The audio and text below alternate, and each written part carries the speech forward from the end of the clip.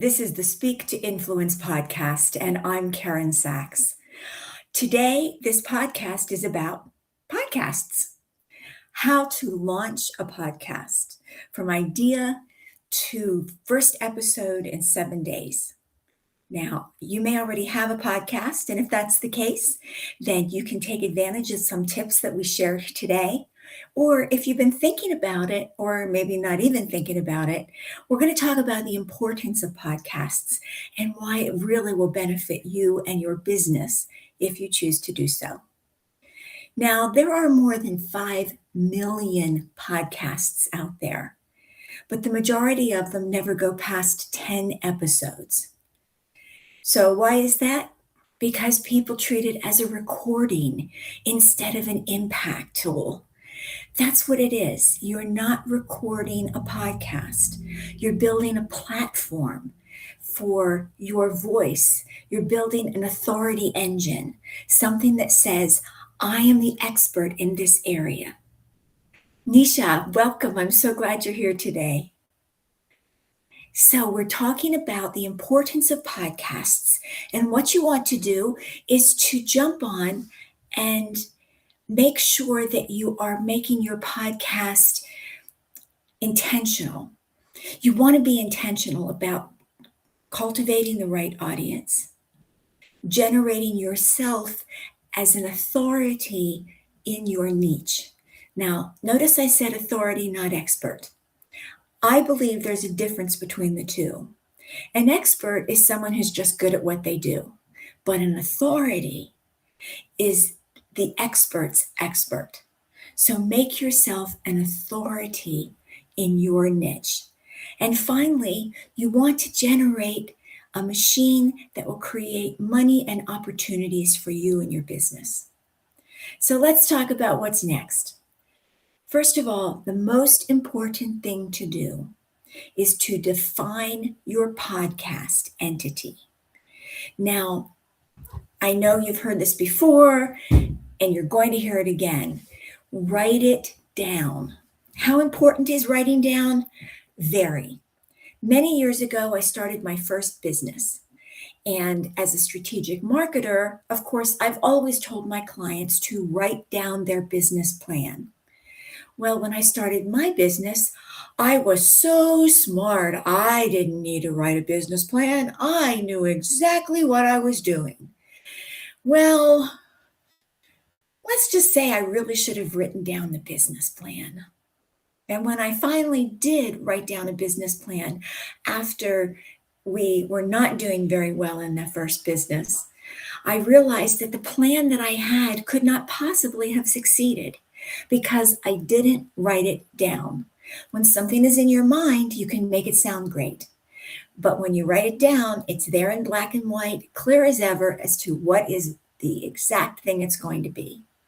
So what you need to do is write down, who is your target audience? What is your topic? Where is the problem that you're going to solve? And finally, what's your unique perspective? Now, let's talk about me. My topic is communications. What makes your life better by doing communications? Hi, Pam. Welcome back. I'm glad you're here today. When we talk about your topic of communications, for me, that's very general. And for my purposes, that's okay. But where we get to the next step is we talk about what's the problem we solve. The problem that I solve on these podcasts is to improve the quality of your life, your career, your income, your opportunities, and your relationships based on improved communication skills. My audience is anyone who is a native English or English as a second language speaker. And what do I promise?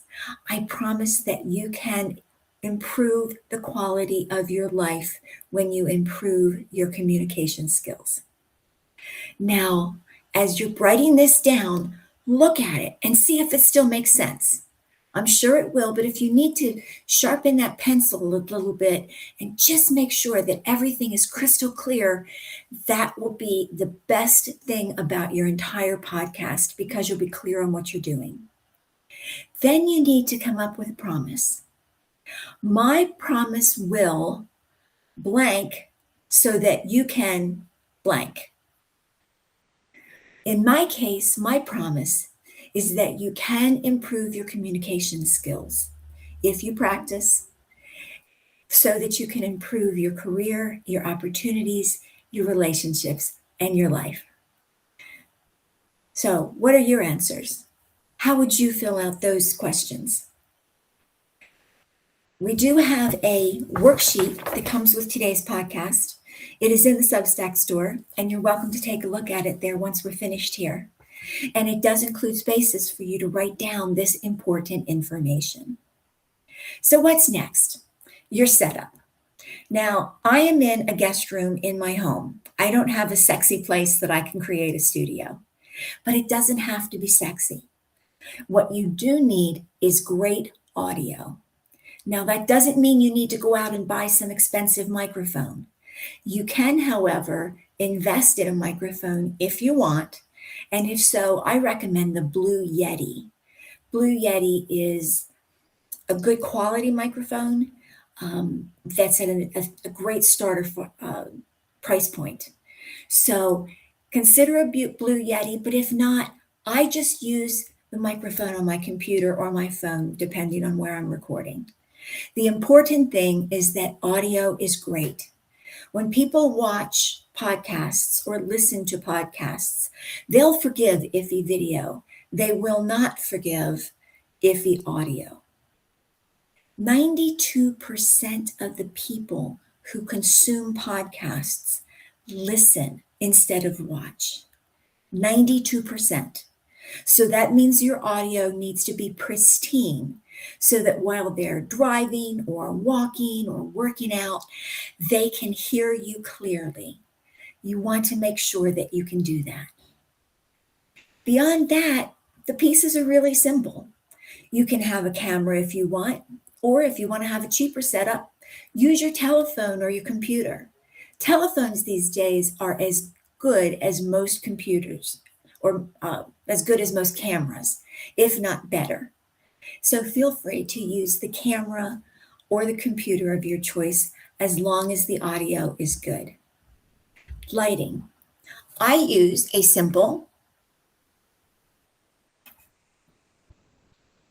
ring light. This is a cheap one from Amazon. And it makes a difference because if I turn it off, I'm now in shadows from the light above. Also gives a really harsh look on the left side of my face. If I turn it on,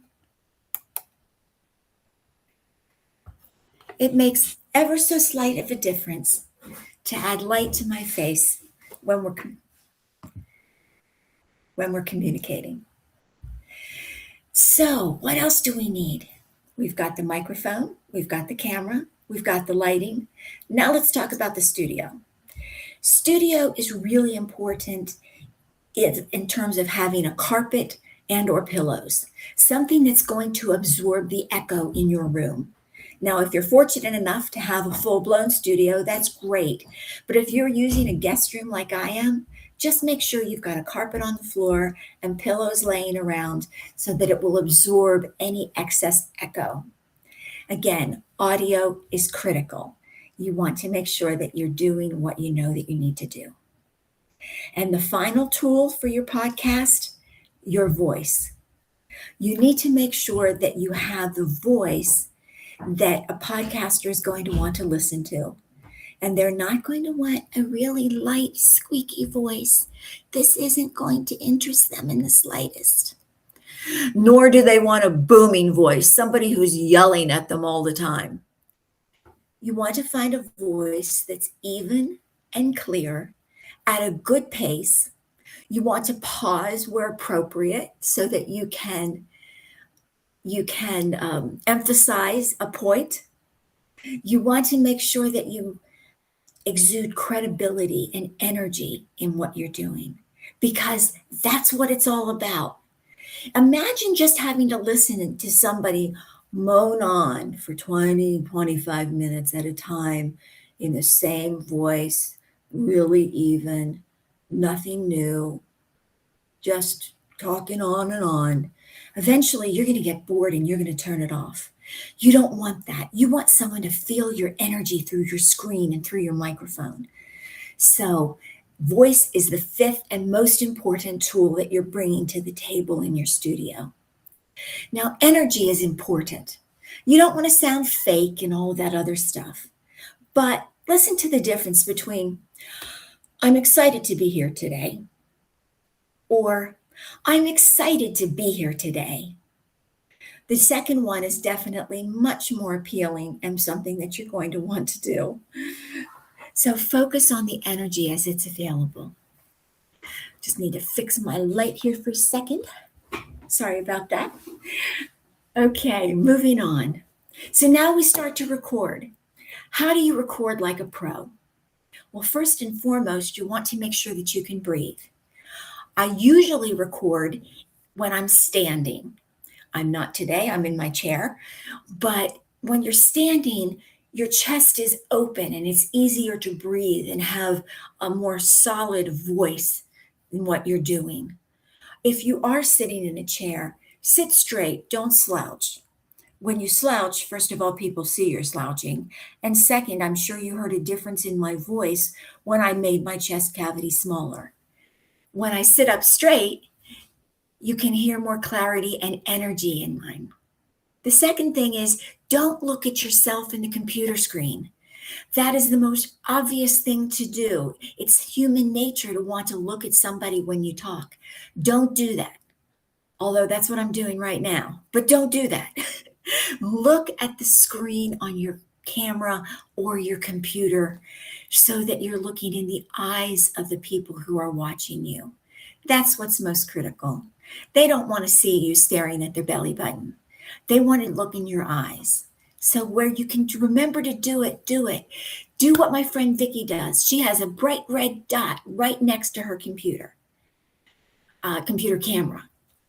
That really helps her stay focused on where her eyes need to be. Then what do you do with your hands? Gesture with them. Now, you don't want to be talking all over the place and having your hands every which way. However, as a point of emphasis, use them. I use my hands a lot when I talk. Right now I'm using them, but they're below the screen, so you can't see it. And that's fine, but it gives me the energy to allow to gesture and know what I'm working on. However, occasionally you'll see fingers or hands pop up, and that's okay too. But don't hesitate to gesture. Treat this like you're talking to someone one-on-one. That's the important thing about a podcast. Now, I am a public speaker. I speak from a stage to 1,000 people, and I'm perfectly fine, totally relaxed. However, when I get in front of a podcast with just a piece of plastic and glass and a little light for a camera, I am terrified. Now I'm getting better. This is my third podcast, so I'm not as nervous as I was on my first and second, but it's still not comfortable for me. So that's why you'll see I'm still staring at myself instead of the camera. I'm not thinking about those things. But you really want to treat the podcast as having a one-on-one conversation with someone. Don't think of podcasting to the hundreds or thousands of people who are watching and listening to you. Just have a conversation with one person and look in the camera and talk to them. It will make a huge difference. Now, the other thing that you want to do with your podcast is have a great opening line. What is it? Now, mine's kind of boring. I know. Mine is, welcome to the Speak to Influence podcast. I'm your host, Karen Sachs-Epley. Yawn. Okay, I confess, it's not the best hook line you can have. But be consistent in what you're doing. And if you can come up with something really creative, use it, do it, make yourself memorable. That is what is important in communication. Being memorable in a positive way. Now, I told you one of the most important things was writing down your topic and your audience and what you're going to offer them. But the second most important thing is the title of your podcast. Now, I don't mean the name of your podcast. In my case, the name is Speak to Influence. However, the name of tonight's podcast is the Podcast Launch Book, the Podcast Launch Playbook, from idea to first episode in 7 days. Now, people are interested. I can do a podcast in 7 days? No, it takes weeks to put that together. No, it really doesn't. But what you want to do is to make sure that you have a headline that's interesting to them. For example, if I just said a podcast name, How to Start a Podcast, yawn. But if I throw in something hooky like from idea to first episode in 7 days, now I've got people thinking. I've got people saying, wow, 7 days. I could do that. Yeah, that's what I'll do. Those are the things that are important in grabbing people to your podcast. So you first have to get the right audience. You need to get them to click on the button to listen to the podcast. And then finally, you need to get them to take action by staying on the podcast until the very end. If you can't hook them in the first minute, you have lost them. Say something intriguing to keep them going. Then what do you do in your podcast? After you've given them a great introduction, you want to give them the context of what you're talking about. You want to give them 3 to 5 points that they're going to remember. And then you want to give them a close. Tell them what to do next. For example, you can get this podcast launch playbook as a workbook for this podcast by going to my Substack store. Feel free to order it now. That's a call to action. That's telling them something to do next. So you have opened, you've told them what you're going to tell them, you're providing 3 to 5 points, you're going to tell them what you told them, and you're going to close with a call to action. Now, something that can be very powerful with podcasts, if done correctly, is having guests. Guests are wonderful, wonderful tools if they're an expert in what you're talking about or their subject is related to what you're talking about. Just because you met a nice lady at the SPCA does not mean that she's going to be a great guest for my podcast in communications. You need to find someone who is synergistic with what you are offering to people. Then you need to make sure that they are promoting the podcast to their sphere of influence, just like you are. When you commit your guest to the date, you want to remind them in advance. Reach out to them about a week in advance and remind them of their commitment to you. Reach out the day before and remind them again. If you're going to be asking them questions, send them a list of questions so that they can be prepared as to what they're going to be talking about. And keep them on track. Don't let them wander off in all kinds of directions. If they start to do that, pull them back to the conversation so that you can keep your conversation concise. And if your guest simply is not good at what they're doing, they sound good off screen, but when you got them in front of the computer, they totally lost it, or they're rambling, don't hesitate to cut your podcast short. It's always better to cut it short and keep it interesting than have people drop off because it was boring. And finally, make sure that your guest not only promotes the podcast to advertise watching it, but then takes that podcast and distributes it throughout their sphere of influence. So now that you know that you're doing that, where are you going to do your podcast? I chose to do Substack. Substack is where we are right now. It's the platform that I use, and it's the platform that distributes it to YouTube for me. It also will give me a key so that I can put it in other places as well. There's also something called BuzzFeed that can help you out. Um, Anchor is another one. Libsyn is another one. Um, they're all good. Some of them are free. Most of them are free. Um, there's one called Pcast. You can do uh, the hosting on a variety of sites. But the important thing to make sure of is that once you've done it, distribute it out. Take one asset, this podcast, and distribute it to YouTube. Get clips from your podcast, and Substack will do that for you. They will give you shorts of different 10 to 40-second segments of this particular podcast using AI. And I can then put those snippets in Instagram, LinkedIn, X, my Facebook if I want. Repurpose your podcast in a variety of ways. It's really important that you distribute it. Don't just say this is one asset for Substack. Thank you very much. That's where it is. You want to make sure that you are getting all of the money's worth you can out of all of the audiences that you can. And finally, you want to monetize. That's hugely important. You're not doing this for fun, because if you're just doing this to record a recording, you're wasting your time and everyone else's.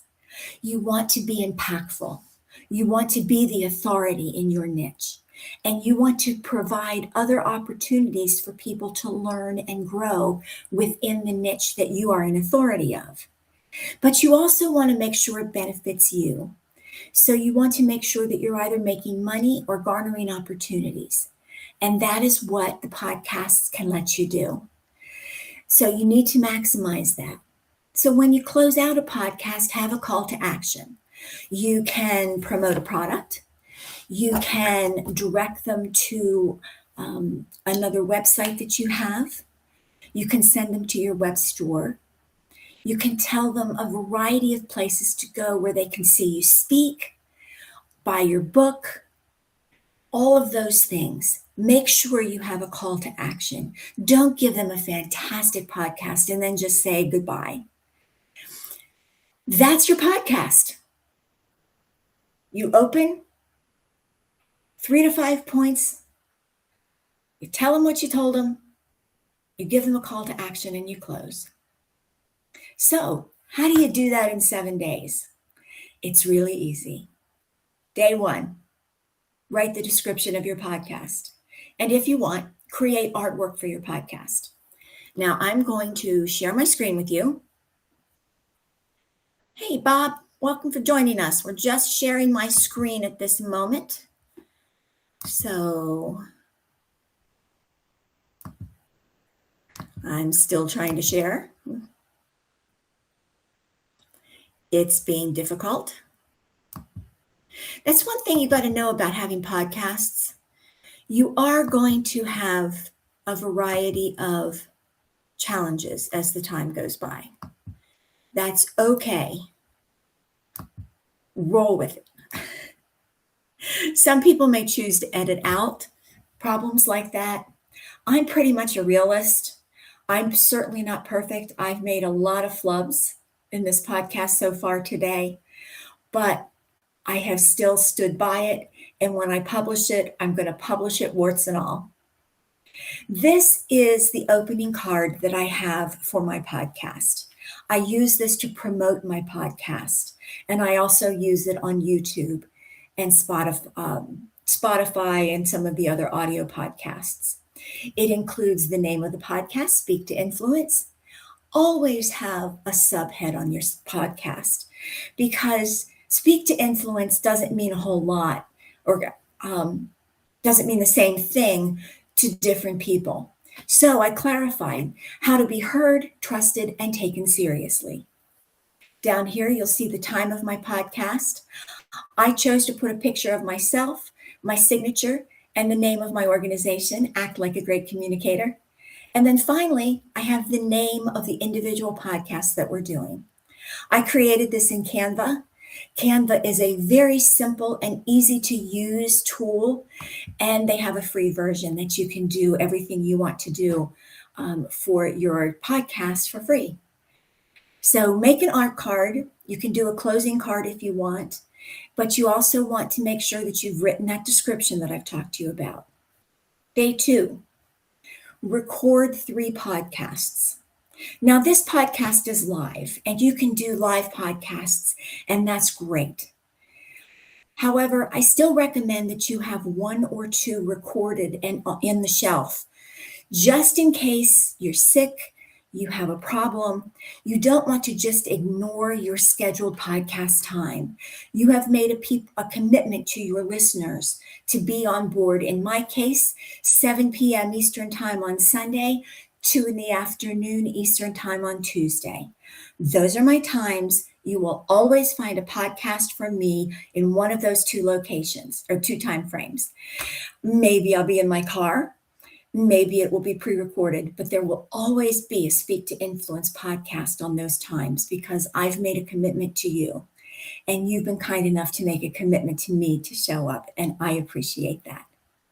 So day 1, you've done your artwork and your description. Day 2, you've pulled together your first podcast and edited it if you wanted to. Day 3, you want to master those 3 episodes. Go in and get rid of all the flubs or whatever if you want, or if you want to be like me, just go naked in front of everybody, warts and all. Day 4, schedule your episodes. Decide the time frames that you're going to have. Now, if you don't know what time frame works best for you in your time zone, I recommend that you use your chat. If you have an AI chat that you use, I use ChatGPT. Ask it, what is the best time for a podcast for my niche in my time zone? It will give you the reasons. Now, why do I go on Sunday at 7 p.m. and Tuesday at 2 in the afternoon?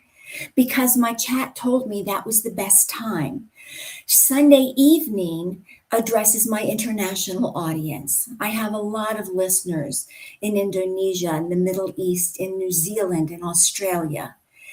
If I record at 2 o'clock on Tuesday, they're sleeping. But 7 p.m. tonight is Monday morning their time, and they can listen to the podcast first thing when they get up.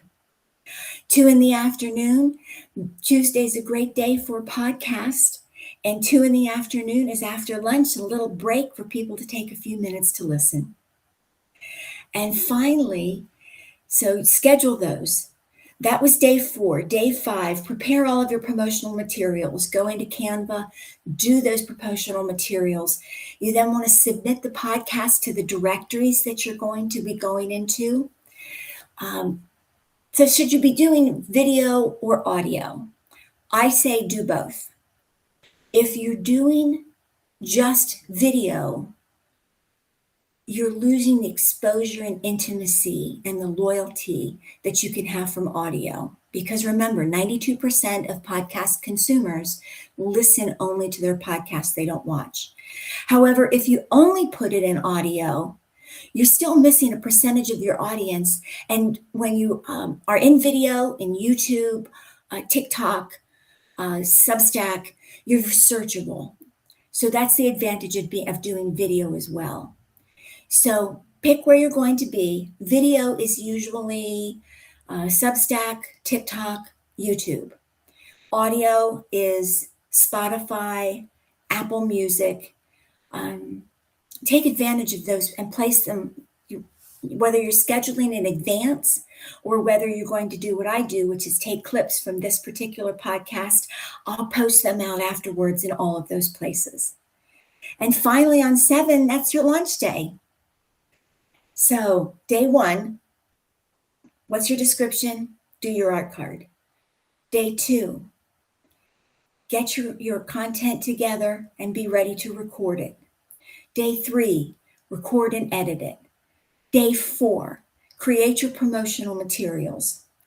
Day 5, schedule them in all the places that you want to put your podcast. Day 6, you want to Submit your podcast to the directories. And day 7, you're going to promote it and launch it. It's that easy. From idea to first episode in 7 days. That's the summary of what we have today. I do want to tell you that there is a workbook for today's class. It is in my Substack web store. So it's called the Podcast Launch Playbook. It summarizes everything that I've talked about today and gives you room to write in your descriptions and everything else. Also, I'd like to ask you to join my school. I have a school community, and that is school SKOOL, SKOOL.com, and look for Act Like a Great Communicator. The free school community provides daily posts to help you reinforce and encourage you to improve your communication skills, as well as providing free tools and masterclasses. Nisha, Pam, Bob, I really appreciate you being live with me today. For the rest of you who are watching on the replays, thank you for investing your time with me. I appreciate it. This has been the Speak to an Influence podcast, where you can be heard, trusted, and taken credibility. Have a wonderful evening, everyone, and a great new week. Bye.